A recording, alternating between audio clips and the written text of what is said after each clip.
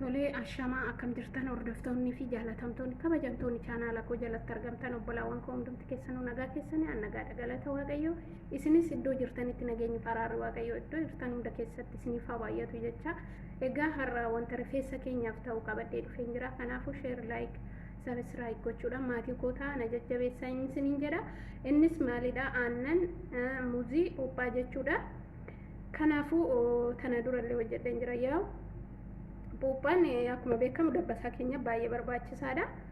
Yoo shittaan ishee hanga tokkoof amma dhiqannutti nu ajjeettu malee garuu dabbasaa keenya fiifistee fuula keenya fiifistee yeroo hunda itti fayyadamnan bu'aa guddaa irraa arganna jechuudha. Asitti buuphaa tokko qopheeffadheen jira. Maaliifan buuphaa tokko qopheeffadhee muuzii kiyya sadii qaba. Muuzii kiyya sirriitti bilchaataadha jechuudha. Kanaafuu isa biratti aannan haala kamiin fakkeenya yeroo hojii hojjennullee dibannee akka dhiqannu dibannee akka hojjen haala kamiin akka bishaan ta'e nu keessa gadiyaan yookaan bishaan ta'e wanni ta'e nurraa hin xaxabbis haala kamiin akka hojjetachuu dandeenyu waliin ilaalla jechuudha. Innis maalidhaa fi fakkeenya akka lamneetitti hojjenna. Bishaan isaa gara gadiitti gadafa hanoo lafu san immoo nuti dabbasaa keenya fayyadachuu hin dandeenya garuu bishaanis odoo wajjin dibannuuti gaariidha. Fakkeenya hojii waggaa hojjennu beestaalii yookaan immoo wanta nu itti hidhanne san jala darbee nu rakkisuu danda'a jechuudha. Kanaafuu akka inni nu rakkisne kafana ni qopheeffanna isa gingilchaa akkanaa tana ni qopheeffanna. Asumatti fakkeenya lamnee akka lamnee hojjetan nuti itti hojjennaa jechuudha. Lamnee soo fayyadamne garuu gaariidha. Soogidda qaba lamnee ni beektu. Soogidda itti godhanii hojjetu jechuudha. Asitti hamma nagaa jedhee yaadu aannan asitti gochuun qaba kafana kanarratti godhee. Hammi kun nagaa maankaa 4. Haaluma kanaan kecha bishaan isaa isinitti ni mul'ata yoo ta'e akkanatti yaa'a jechuudha. Kafana nuti irratti aannan keenya qicanne bishaan kunoo kecha yaa'e nu rakkisu dibannee amma barbaanne tursifachuu ni dandeenya. Yoo buuphaa shittaa qabdi. Aannan immoo nuuf gaariidha. Hanga sa'a lamaallee ofirra tursiisne rakkoo hin qabu. Yoo buuphaan nu jettee dafne sa'a tokkotti dhiqanne malee. Kanaafuu akka sa'a tokko sa'a walakkaa teechisnee dhiqachuu ni dandeenya. Yeroo hojii hojjennullee dibannee hojjechuu ni dandeenya jechuudha. Haala kanaan bishaan keessa bahe. Bishaan kun amma odoo waliin dibannu ta'e nurra gadi yaa'a nu rakkisa. Kanaafuu haaluma kanaan erga keessa bishaan baasneen booda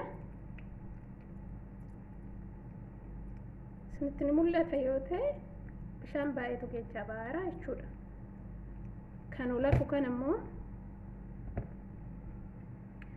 haaluma kanaan kan olafu furdaadha. Isa kan maashinii tanatti naqadha jechuudha.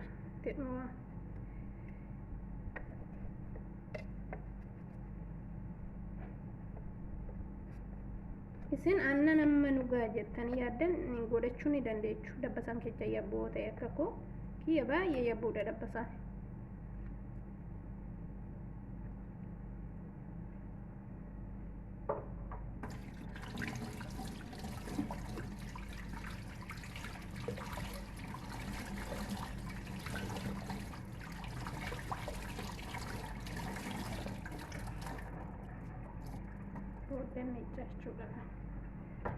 Nah haaluma kanaan asitti nagadhee muuziin kiyya sirriitti bilchaataadha. Baay'ee daakuu nan barbaachisu jechaadha. Yoo barbaaddan immoo mayoneesii illee itti dabalachuu ni dandeessu. Ani buuphaa waan jiruuf an dhiise mayoneesii isin hundumaa walitti godhachuu ni dandeessu. Baay'ee gaariidha dabbasaa keenya baay'ee faayidaa irraa arganna. Homaa tokko shakkii hin qabu. Maaliif waanuma qallaalii waanuma mana keessatti argamu dabbasaa keenyas ta'e fuula keenyas ta'e miidhagfachuu ni dandeenya jechuudha. Innaa viidiyoon anarra qabadhee dhufe isa kana fakkaataa share like subscribe gochuudhaan maatii koo ta'an jajjabeechaa wal gonni dhaabbanne wal jajjabeechuu qabna jechuudha. Walirraa baranna. Maaliif anani beekuun isinirraa barattan kan isin beektan immoo anis yoon isinirraa baradhe wanta jiru koomentii jalatti naaf barreessaa jechuudha. Wanta gaafii isinitti ta'es amma danda'uun nan deebisa naaf barreessaa.